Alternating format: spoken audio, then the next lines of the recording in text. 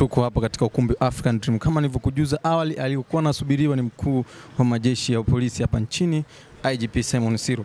Na hivi kama unavyoona ndivyo amewasili katika eneo hili la tukio, na anasubiriwa kuingia sasa kusalimiana na wenyeji wake katika ukumbi huu ili mambo mengine yaweze kuendelea huko ndani. Anayesubiriwa kutoka sasa hivi ni mkuu wa polisi wa majeshi ya polisi hapa nchini, IGP Simon Siro, ili aweze kuingia kuonana na wadau wa makampuni tofauti ya ulinzi binafsi hapa nchini. Nazungumzia Tamaska. Kuna machache ambao wanayazungumza nini ambacho kinafanyika. Basi endelea kutufuatilia katika mitandao yetu ya kijamii, Facebook, Twitter na Instagram kwa jina moja tu la Times Majira, bila kusahau kusubscribe channel yetu ya YouTube Times Majira TV. Kama unavyomuona IGP Siro ndio alivyowasili na salimiana na mwenyekiti wa Tamaska Taifa. Wanajulishana pale, pia yeye anayefuata na salimiana na katibu ambao wote wametoka Dar es Salaam. Anaendelea kusalimiana na viongozi ambao wamejitokeza hapa katika ukumbi huu wa African Dream, ukumbi ulioko jijini Dodoma. Kumbuka tu Times Majira tupo hapa kukuletea moja kwa moja kinachojiri hapa na nini ataongea mkuu wa majeshi ya polisi hapa nchini. IGP Siro asalimiana na wenyeji wake wa hapa Dodoma, asalimiana na baadhi ya wajumbe wa Tamaska. Ndugu zangu, najua hiki ni kikao kazi chetu, wakurugenzi makampuni ya ulinzi binafsi. Kwa ujumla nchi yetu iko shwari. Iko shwari sana kwa sababu ya ushirikiano uliopo kati ya jeshi, makampuni ya ulinzi binafsi na vyombo vingine vya ulinzi na usalama. Hatuna matukio makubwa sana. Nyinyi ni mashahidi. Ukianza kuangalia nyuma tulikotoka, ujambazi ulikuwa mkubwa sana nchini kwetu. Lakini kwa sababu tunakaa tunapanga pamoja, nyinyi ni mashahidi kama upo kwa kiasi kikubwa sana, kiko kwa kiasi kidogo sana. Nawashukuru sana kwa ushirikiano. Kama nakumbuka nilisema habari ya bunduki mjini ni lazima ifike mahala waheshimu vyombo, waheshimu makampuni ya ulinzi binafsi, na kwamba unapochukua bunduki unaingia naye mtaani kutisha Watanzania, unadhalilisha Watanzania na unadhalilisha makampuni ya ulinzi binafsi na unadhalilisha jeshi la polisi. Kwa hiyo ndugu zangu, kwa ushirikiano tumeweza kumshughulikia vizuri kwa mujibu wa sheria. Lakini mmekuwa mnatupa ushirikiano kwa kutoa taarifa. Kwa wale wachache alikuwa na kiburi, kwa kweli tumejaribu kutimiza wajibu wetu, na nafikiri nyinyi mashahidi, mnaona ujambazi umepungua kwa kiasi kubwa sana. Lakini bado tuna changamoto kidogo kwenye uhalifu, ugaidi. Tunapokutana viongozi lazima tuambizane kweli, tuna changamoto ya ugaidi. Ni mashahidi, tulianza tabu kidogo Kibiti Ikwiriri, hali yetu haikuwa nzuri. Lakini kwa weledi mkubwa wa jeshi la polisi, vyombo vingine vya ulinzi na usalama, lakini na nyinyi makampuni binafsi tuliweza kuwashughulikia. Tuliwashughulikia sana, wakakimbia. Wachache wamekimbilia Mtwara, tumefuata Mtwara, wamekimbia huko Msumbiji. Kwa hiyo tuna changamoto na hawa wahuni ambao wamekwenda Msumbiji. Wana njaa, miaka mitatu hawalimi. Kwa hiyo mara moja wanakimbia, wanakuja mpakani kwetu, wanavamia watu wetu. Sasa najua nyinyi ni nchi nzima, ni lazima tuambie watu wetu, wakiona kitu waseme kitu. Information is power. Watusaidie.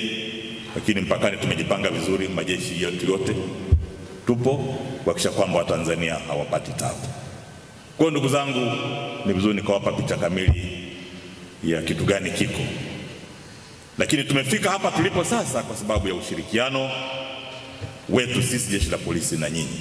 Na ndio maana nasema na waheshimu sana na wapenda sana, kwa sababu nafasi hii kimuto, bila nyinyi kunipa ushirikiano wa Dar es Salaam, askari karibu 40 kitu. Kwa nini Siro? Kwa nini Siro? Kwa sababu ya ushirikiano mlionipa. Mimi nawashukuru sana. Hongereni sana kwa kuanzisha chama hiki ambacho kina muda mrefu na kinafanya kazi kubwa sana. Kama nilivyosema, kuna wengine wako hai, wengine sio hai, lakini lazima tufikirie kwa nini wengine hai, wengine sio hai.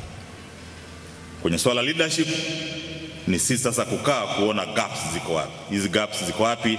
namna gani wengine tunawaacha nyuma, wengine wanakuwa hai, wengine sio hai, namna gani tunaweza kusaidiana katika hili. Kama nakumbuka tarehe 27 mwezi wa 6 2020 tulikutana na wakurugenzi wa miliki wa kampuni binafsi na ulinzi tarehe 27 Juni 2020 kule Police Officers Mess Dar es Salaam. Kama nilivyosema, tulizungumza mengi sana. Nafikiri mara nyingi wakati mwingine kuzungumza mengi nayo huwa haisaidii. Badala uzungumze machache utekeleze. Machache yawe na tija tuweze kutekeleza. Ndugu zangu, najua mnakaribia makampuni wanasema karibu 2000 na walinzi karibu 200,000 ni wengi. Hata hivyo kampuni hizo nyingi wananiambia ni mfu. Either ni challenge za uchumi au ni kitu gani, lakini lazima tukae tuone shida iko wapi. Lakini nilikuwa na observation ya mambo machache. Ndugu viongozi wenzangu, heshima ya makampuni ya ulinzi binafsi tunaijenga sisi hawa tuliopo hapa. Sisi ndio tunaweza kuharibu heshima ya makampuni binafsi au tunaweza kujenga heshima ya makampuni binafsi. Wanakuambia anayebomoa nchi ni mwananchi mwenyewe. Mimi mara nyingi nikutana na walinzi binafsi, huwa najiuliza, je, TAMASCA inatimiza wajibu wake vizuri? Je, TAMASCA wana guidelines zao? Wana code of conduct zao kwamba mtu anapoingia kwenye kampuni ya ulinzi anasomewa haya ndio maelekezo? Kwa sababu swala la makampuni ya ulinzi, swala la nidhamu kwa askari ni jambo la msingi sana. Ndugu mgeni rasmi, chama chetu cha TAMASCA kilianzishwa tarehe 2 mwezi wa 10 mwaka 2010 kikiwa na wanachama 20 mpaka leo tunapofanya mkutano mkuu huu wa pili tangu kuanzishwa kwa chama chetu. Tupo wanachama 259 waliojisajili. Wanachama wameshindwa kuendelea kuwa wanachama wetu kutokana na sababu mbalimbali zikiwemo kutolipa ada za wanachama au kampuni zao kufilisika au kubadilishana tasnia nyingine tofauti na tasnia ya ulinzi. Tunamshukuru Mwenyezi Mungu mwingi wa rehema wa baraka kwa ulinzi wake kwetu hadi leo. Hii wakurugenzi wanachama wa TAMASCA nchi nzima tumekutana katika mkutano mkuu wa siku na tarehe hiyo. Ndugu mgeni rasmi, uwepo wa chama chetu cha TAMASCA kimekuwa nguzo kuu muhimu ya kutuweka wakurugenzi pamoja, kutatua matatizo mbalimbali yanayoyakumba wakurugenzi katika shughuli zetu za ulinzi wa kila siku. Tumefanikiwa kuhudhuria na kutoa hoja zetu kupitia vikao mbalimbali vinavyoitishwa na jeshi la polisi, yaani vikao vinavyoitishwa na ofisi ya IGP na vikao vinavyoitishwa na makanda wa polisi wa mikoa. Ndugu mgeni rasmi, mafanikio haya yamepatikana kwa sababu ya ushirikiano mzuri uliopo kati ya jeshi la polisi Tanzania na wakurugenzi na wanachama wa TAMASCA kutoka mikoa, kanda hadi taifa. Tangu kuanzishwa kwa chama chetu TAMASCA, jeshi la polisi limekuwa bega kwa bega na mambo mbalimbali yanayohusu tasnia yetu ya ulinzi. Kwa dhati kabisa tunashukuru ofisi ya IGP imekuwa karibu nasi pale chama kinapokuwa kina mhoja, tumekuwa tukipokelewa vizuri. Tunawashukuru makamanda wa polisi nchi nzima. Sisi kama wanachama wa TAMASCA tunawaahidi kwa makamanda wa polisi na polisi nchi nzima tutaendelea kufanya kazi kwa weledi na kwa kuzingatia mashauriano na masharti yaliyoainishwa katika kibali cha uendeshaji wa shughuli zetu za ulinzi. Ndugu mgeni rasmi, tumepata machangamoto mbalimbali katika shughuli za chama na wanachama katika mikoa mbalimbali hapa nchini kama ifuatavyo. Ndugu mgeni rasmi, tuna changamoto ya umilikishwaji wa silaha, bado ni changamoto kubwa ya tasnia yetu ya ulinzi. Sheria inayosimamia tasnia yetu haijulikani ni lini itapatikana, lakini pia mchakato wa kupata sheria hiyo haijawa wazi kama wadau tunaona hatujashirikishwa ipasavyo. Ndugu mgeni rasmi, tuna changamoto ya urasimu unaoendelea juu ya zoezi la Kanzidata inayosimamiwa na kampuni ya Data Vision International Limited inayofanya kazi kwa ukaribu na TISIA polisi bila TAMASCA kuridhia na kushirikiana kwa sababu zinazozuilika. TAMASCA haina mkataba wa kampuni ya Data Vision International Limited hadi leo.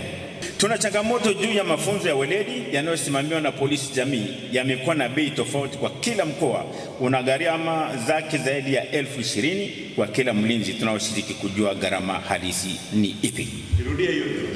Ndugu mgeni rasmi, narudia, tuna changamoto juu ya mafunzo ya weledi yanayosimamiwa na polisi jamii, yamekuwa na bei tofauti kwa kila mkoa, una gharama zake zaidi ya 20,000 kwa kila mlinzi. Tunashindwa kujua gharama halisi ni ipi. Ndugu mgeni rasmi, tuna changamoto hasa inayotukumba sisi wanachama wa TAMASCA. Tumezuiliwa kushiriki kusajili JIPSA mpaka tumepata udhibitisho kutoka mradi wa TISIA na kampuni ya Data Vision International Limited, pamoja na kutoa maagizo kwenye kikao chako cha tarehe 27 mwezi wa 6 2020 polisi Oyster Bay kuondoa kizuizi cha barua iliyoandikwa kutoka ofisi ya kitengo cha polisi jamii na ushirikishwaji.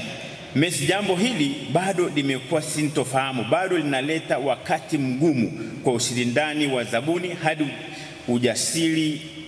Lakini mbali na changamoto hizo, tunaleta kwako maoni na mapendekezo mbalimbali kama ifuatavyo.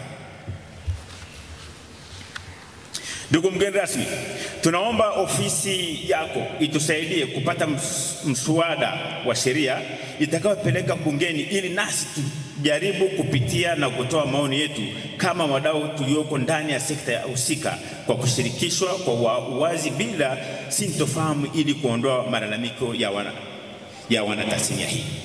Ndugu mgeni rasmi, tunaona ofisi yako itoe waraka maalum kwa wakurugenzi wa makampuni binafsi kupitia vyama vyetu vya makampuni ya ulinzi juu ya bei halisi ya kulipia mafunzo ya weledi yanayofanywa na jeshi la polisi, kwani kumekuwa na gharama tofauti za sintofahamu. Ndugu mgeni rasmi, tunaomba ofisi yako itoe maelekezo rasmi juu ya kampuni ya Data Vision International juu ya usajili wa Kanzidata kwa mfumo wa TSA-P. Hatimaye zitofahamu hii iliyopo iweze kutatulika na uwazi uwepo kwa ushirikishwaji, hatimaye mwafaka uweze kupatikana. TAMASCA haijasaini mkataba wa kampuni ya Data Vision International kwa sababu zinazozuilika. Ndugu mgeni rasmi, tunaomba ofisi yako iweze kutoa maelekezo kwa makamanda na mapolisi mikoa na wakuu wa polisi wilaya juu ya kupitisha fomu mpya zinazofanywa marekebisho na ofisi ya DCI, umilikishwaji wa silaha, kuepuka urasimu tunaokumbana nao, kwa maana kwamba sheria ya silaha milipuko ya mwaka 2016 haitekelezwi sawa sawa. Mtazamaji wa Times Majira, umetoka kumsikiliza mkuu wa majeshi ya polisi hapa nchini, namzungumzia IGP Simon Siro. Amewapongeza na kuwapa pongezi za dhati hasa wakurugenzi na wajumbe wote wa makampuni ya ulinzi hapa nchini kwa uthubutu mkubwa waliochukua kuanzisha makampuni haya. Wameboresha ulinzi hasa hapa nchini. Pia ametoa mfano wa kuigwa kwa mkurugenzi wa kampuni ya MKB Security kutoka jijini Dar es Salaam. Mkurugenzi huyu anafahamika kwa jina la Makanyaga, kuwa ni mtu ambaye anajitambua katika kampuni yake ya ulinzi hapa nchini. Nikumbushe tu, tupo hapa jijini Dodoma. Jina langu ni Idi Lugendo. Usisahau kusubscribe channel yetu ili kwa kwanza kupata taarifa zetu kwa wakati. Bila kusahau kutembelea katika mitandao yetu ya kijamii Twitter, Facebook na Instagram kwa jina moja tu la Times Majira. Nyuma ya kamera ni Prona Mumwi.